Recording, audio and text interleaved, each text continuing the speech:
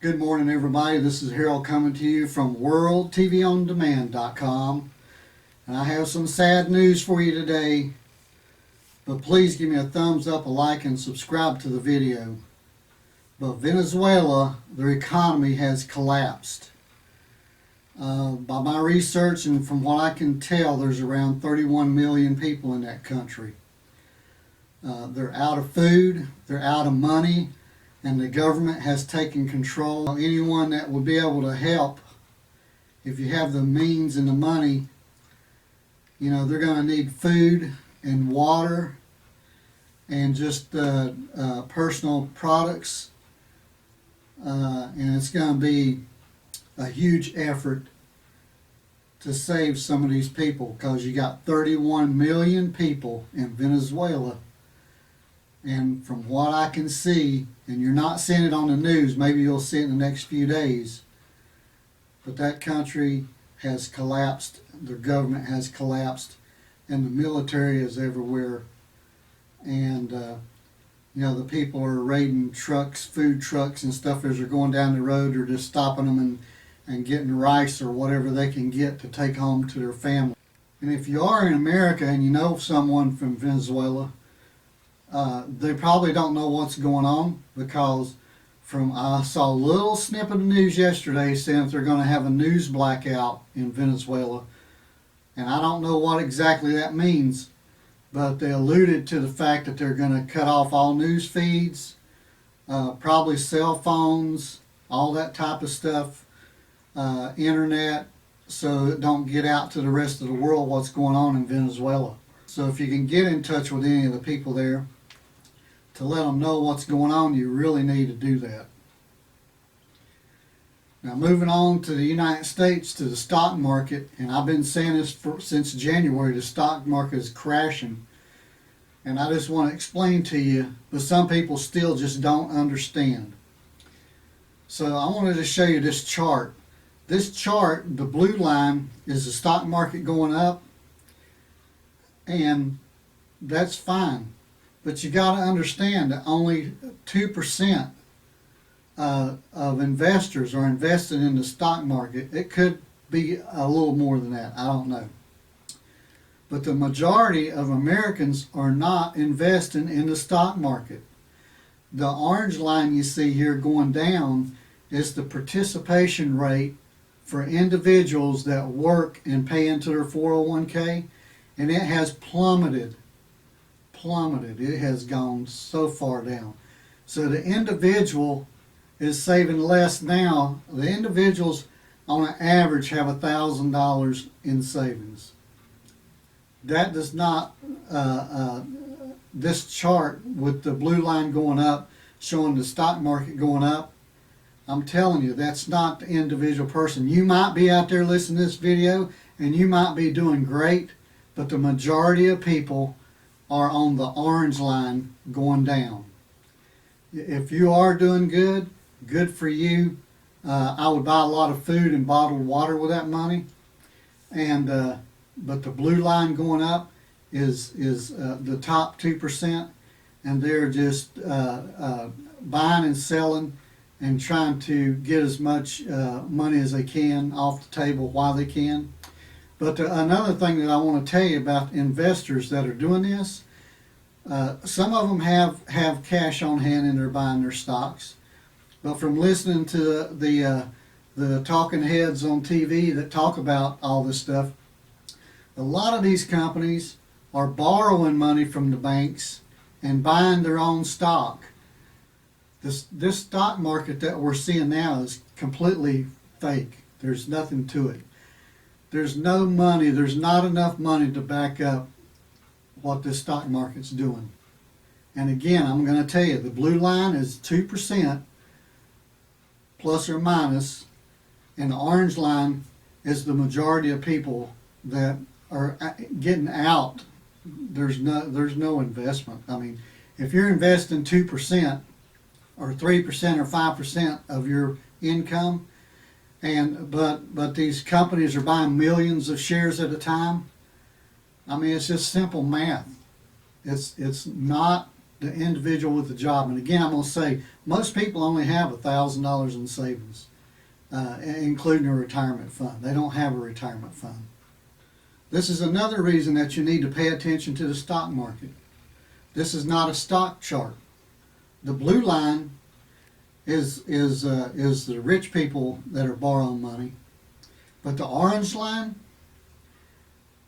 do you understand that people are charging on their credit cards again? They've made credit cards easy for people to get. They lock them in with a zero interest rate or a cheap interest rate, and then after 6 months or a year, it goes to 17 to 20 something percent. And they've got locked into these credit cards, and now they're stuck. And the Americans, individual Americans, not companies, just the individual Americans, right now have over $1 trillion in debt on credit cards. So you got $1 trillion in debt on credit cards for the individuals. You got over $1 trillion in debt for student loans, and only a third of those are being paid, making payments on those. So 2/3 of $1 trillion in student loans is unpaid, uncollected, and they can't pay it back because there's no jobs to pay it back. And with this $15 an hour minimum wage going on, that they're trying to change the minimum wage to $15 an hour, I mean, that's great. That's great. But what it's going to do, it's going to force companies to have a lot less people employed. And this is what McDonald's is doing. In some areas, you go into a McDonald's, you don't see people, you see these machines. It's already here. They're already cutting. They see it coming down the pipe, and this is what they're doing. You go in, you tap the screen, you put in your order, you put in your credit card and pay for it, and then you go around and you pick up your food. I haven't been in one of these yet, but I'm going to try to find one to go in. But now all the cashier, when you go into a McDonald's and you see someone at a cash register to take your money and take your order, that is going away for most restaurants and fast food. We were at a restaurant yesterday, and you know, we got waited on, but they did have the device on the table to pay at the table. So when it come time to pay, the girl didn't come and give us a bill. We just tapped on the screen, and she came by and she says, "Oh, I see that you know how to use the pay at the table system." And we said, "Yeah, we know how to do it." And she says, "Okay, well, thank you." And she's gone away. So, you know, they're already training us and programming us. Even when we go out for a nice dinner at a not a cheap restaurant, but a sit-down restaurant, you're going to order your food on a tablet, and someone's going to bring it to you, and then you're going to pay for it on the tablet, and you're going to leave, and that's it. I mean, the interaction with people in the restaurants are going away. And another thing that they're talking about in the United States, you know, construction is what really kept the United States going, and we really went too fast. And the reason, in my opinion, that we went too fast with construction over my lifetime is not knowing, I didn't know, and I know a lot of individuals don't know, but our government has been on building the population of the United States. You know, they bring 1 million people in a year that you don't know about. I don't know what countries they come from or whatever. But our government's goal is to bring 1 million people a year into the country. And what that does is they have to have jobs, they have to have products, they have to have food, they have to pay a power bill, phone bill, all this kind of stuff. So what that does is that builds your economy, and you keep growing and growing and growing and growing and growing. Well, you can't grow yourself like that out. The construction and everything that's going on now for the home building, yeah, home building is doing pretty good, but you got to understand that it's not individuals buying these houses. These billionaires are having houses built and then they're renting them out because people can't qualify and can't come up with the 20% or 30% down that they have to buy a house. So these companies, big companies, billion-dollar companies, are building these developments and they're renting these houses out. Home ownership is lower now than it ever has been. But the billionaires own more property now than they ever have. And here again, it's a bubble because they're not spending their own money. They're borrowing money from banks, buying rental property, and renting it to people that can't afford to rent the houses or buy the houses that they want to live in. And then getting back to where I started at the beginning of the video, these people in Venezuela, you know, they're women, children, and people just don't have nothing. The government took over that country, and you know, they told them, you know, you don't have to worry about your medical. You know, the government's going to take care of everything. So they did like America did. They outsourced everything. So I guess they stopped. I mean, I don't know this to be fact. This is what I'm hearing, but you know, they stopped doing the farming that they were doing. They stopped doing the manufacturing that they were doing. So now, you know, it's probably going to take a couple of years, because what they have to do is they have to go back out to the fields and start growing their food, and so they'll have food for everybody. That's number one thing they got to do, and number two is have a clean water system.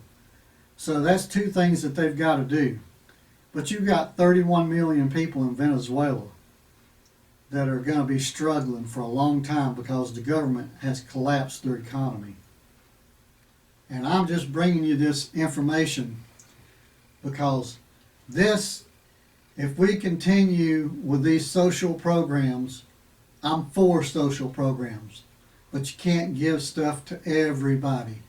You know, we got almost 50 million people in America, which is more than the population of Venezuela, that are on some kind of government assistance. 50 million people. So, and growing. By the end of the year, it'll probably be more than that. Our national debt, you think it's $20 trillion? Well, it's not $20 trillion. It's the $20 trillion plus all the other things that go along with it, like Social Security, Medicare. It's just, you know, our what it costs to run our government. You know, I had a video earlier and I said everyone that's in the United States, woman, child, whatever, even a newborn, owes $56,000. Well, if you add everything in, it's more like $230,000 that each individual. Well, I don't want to say that you owe it, but the government has gotten this country so far into debt that now it would take $226,000 per individual. It don't matter what age you are, from newborn to 90 years old. $226,000 everybody would have to pay to get us out of this debt that we're in. And to think 10 years ago, we were almost, our government was almost even. We were around less than $1 trillion is what we owed. Now we're at $20 trillion. So, okay, this is Harold with WorldTVOnDemand.com. I'm sorry I talked a little long on this video. Please give me a thumbs up, a like, and subscribe, and I'll have another video for you soon. If you know somebody in Venezuela and you can help them out, I suggest that you do that. You guys have a good day. I'll have another video for you soon.